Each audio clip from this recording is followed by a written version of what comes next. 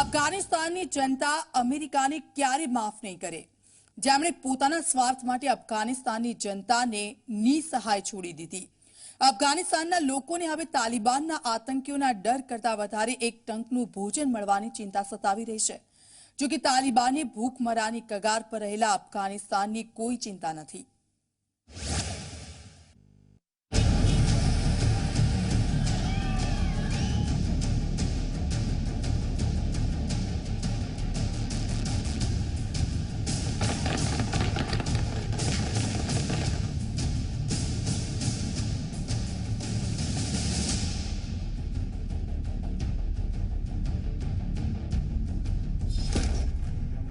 ગરીબીમાં તડપતું અફઘાનિસ્તાન।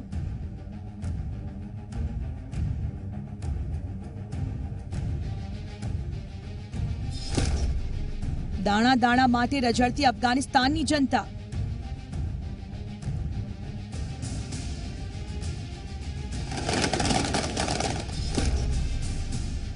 એક તરફ તાલિબાની બંદૂકનો ડર, બીજી તરફ ભૂખ્યા પેટનો ડર।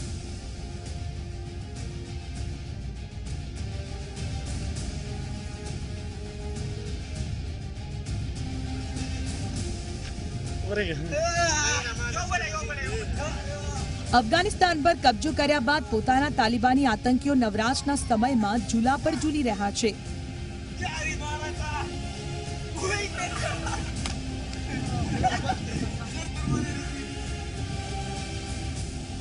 અને અફઘાનિસ્તાનની અર્થવ્યવસ્થા ખાડામાં ઉતરતી જાય છે।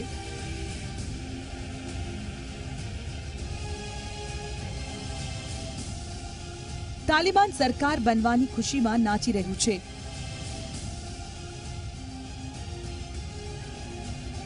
અને તાલિબાની લડાકુ અફઘાન મહિલાઓ પર પોતાની મર્દાનગીના પુરાવા આપી રહ્યા છે। પરંતુ અફઘાનિસ્તાનની જનતા મોંઘવારી, ગરીબી અને ભૂખમરા સામે લડી રહી છે। Billions of assets and donor funds have been frozen by members of the international community. The understandable purpose is to deny these funds to the de facto Taliban administration. The inevitable effect, however, will be a severe economic downturn that could throw many more millions into poverty and hunger.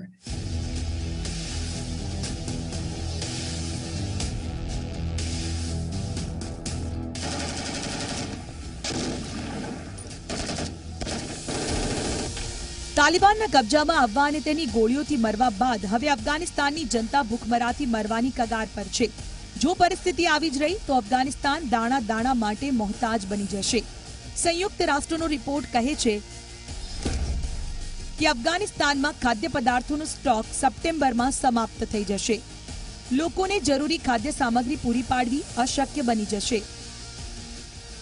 5 વર્ષથી ઓછી ઉંમરના અડધાથી વધુ બાળકો કુપોષિતની શ્રેણીમાં આવી શકે છે। દેશની 1/3 વયસ્ક આબાદીને ભોજન નહીં મળે। હવે સવાલ એ છે કે તાલિબાન સરકાર તો બનાવી લેશે, પરંતુ જનતાનું પેટ કેવી રીતે ભરાશે? તાલિબાને અફઘાનિસ્તાન પર કબજો તો કરી લીધો, પરંતુ આતંકીઓ માટે બંદૂક ચલાવેલી સહેલી છે, પરંતુ સરકાર ચલાવી આતંકીઓનું કામ નથી। એ જલ્દી સમજાઈ જશે, કેમ કે અફઘાનિસ્તાન તો પહેલાથી દુનિયાના સૌથી ગરીબ દેશમાંથી એક છે। પરિસ્થિતિ એટલી ખરાબ છે કે 6 થી 14 વર્ષના દરેક 4 બાળકમાંથી એક બાળક મજૂરી કરે છે। 72% લોકો પ્રતિ દિવસ $1 પણ ઓછી રકમ પર જીવી રહ્યા છે। 97% આબાદી વર્ષ 2022 સુધીમાં ગરીબી રેખાની નીચે જતી રહેશે।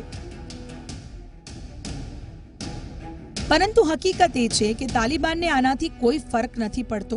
તાલિબાન પાસે વિચારવા અને કરવા માટે ઘણા મહત્વપૂર્ણ કામ છે, જેમ કે તાલિબાન રાજમાં મહિલાને તેમની ભૂમિકા સમજાવવી,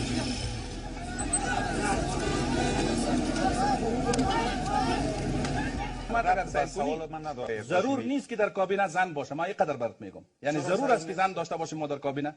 چرا ضرور نیست آقای؟ چی ضرورت داره؟ تو ضرورتش بر ما بگو. خب زن نصف پیکر جامعه نیست مگه؟ ولی ما خود نصفش ندانستیم اونا را. کلگی نصف میدانه. خود نصف چه رقم نیست؟ همین نصفه که ما تعریف میکنیم، همین نصف خودش غلط تعریف میشه اینجا. نصفی است که تو رو در کابینه ماندی نمی نصف است. اگر هر چقدر حقوقش پایمال میکردی و حقش در جای شده، من مثال بر تو میگم. તો મતલબ સ્પષ્ટ છે કે અફઘાન જનતા ભૂખથી મરે છે કે ગોળીઓથી તાલિબાનને કોઈ ફરક નથી પડતો. અફઘાનિસ્તાનની જનતા વિશે કોણ વિચારશે? સ્વાભાવિક છે કે દુનિયાએ જ વિચારવું પડશે.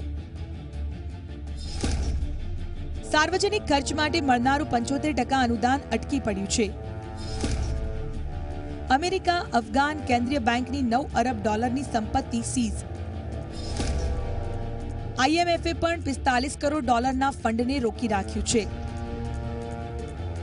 સંયુક્ત રાષ્ટ્રના રિપોર્ટ અનુસાર $200 મિલિયન મદદ મળવા પર અફઘાનિસ્તાનમાં દરેક જરૂરિયાત વર્ગને ભોજન પૂરું પાડી શકાશે. હવે દુનિયાએ નક્કી કરવાનું છે કે પહેલા તે તાલિબાનને સબક શીખવાડે કે અફઘાનિસ્તાનની જનતા વિશે વિચારે. A modus vivendi must be found, and quickly, that allows money to flow to Afghanistan to prevent a total breakdown of the economy and social order.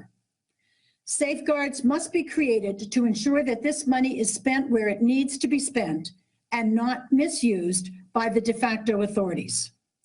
The economy must be allowed to breathe for a few more months, giving the Taliban a chance to demonstrate flexibility and a genuine will to do things differently this time. જે દેશની જનતા બેરોજગારીના કાદવમાં ફસાયેલી હોય, ગરીબી સામે લડી રહી હોય, ભૂખમરાના કગાર પર હોય, એ જનતા પર તાલિબાન પોતાની તાકાત દેખાડી રહ્યું છે. હાલ તો તાલિબાનના મગજમાં જીતનો નશો છે અને તેની બંદૂકમાં ગોળીઓ પણ છે. પરંતુ એક દિવસ આ બંને ખતમ થઈ જશે. ત્યારે તાલિબાન ભૂખથી તડપતી અફઘાન જનતા સાથે કેવી રીતે લડશે?